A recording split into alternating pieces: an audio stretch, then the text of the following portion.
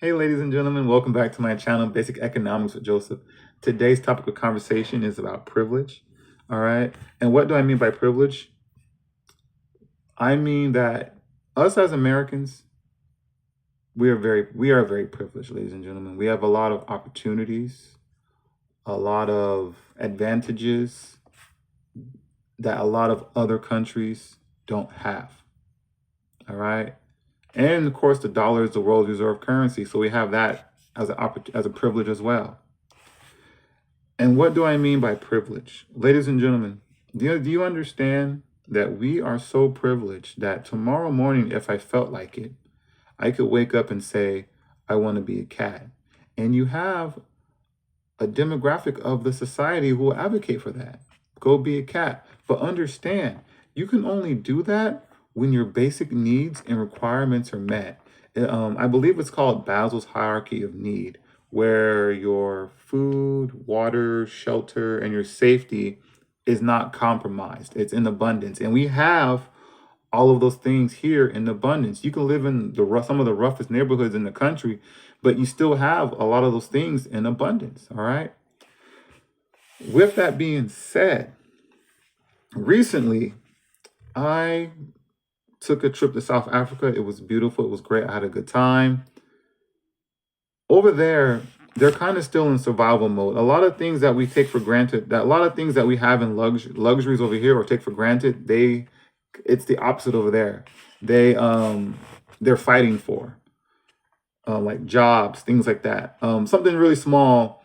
We had a party and we threw the trash out. The person who was taking the trash saw some of the alcohol bottles before they threw it in the garbage truck, and they asked us for if they could have some alcohol. And me personally, I thought that was kind of weird because I was like, why are these people who take out the trash? Why are they looking in there?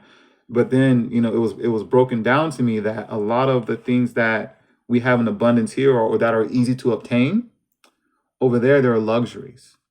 So then I was like, oh, okay. So like alcohol, like hair and stuff like that. I was like, okay, so that was really interesting. But I will say that they definitely have a better sense of community or well-being. I would definitely say that way more, but that's a video for another day.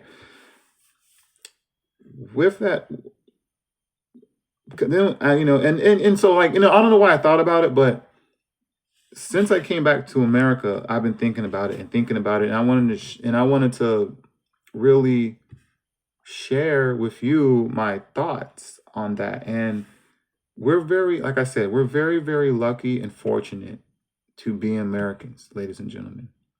We have that at our disposal. Why do you think that people from other nations put themselves in life-threatening, compromising positions to come here? Because they understand the opportunities that we have. All right. You will have people, putting themselves in a boat, trying to, battling the open water. People will cross vast deserts. People will put themselves in back of semi trucks. People will put themselves in shipping containers to get here because they know and understand that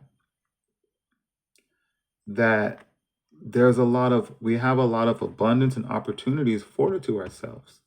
Now, where am I going with this? Privilege is invisible to those who have it. And we, as Americans, are shooting ourselves in the foot. We are allowing our rights and our freedoms to be compromised. We are oppressing ourselves. You don't think if you give the government an inch that they won't take a mile? They definitely will. Luckily, we have the Second Amendment to kind of keep them at bay. But here's the thing. It's been death by 1,000 cuts.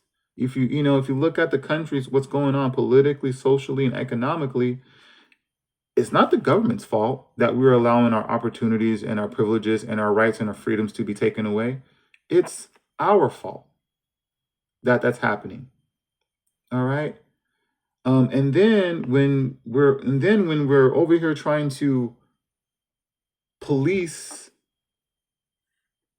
citizens for having a certain opinion, whether you agree or disagree, you know,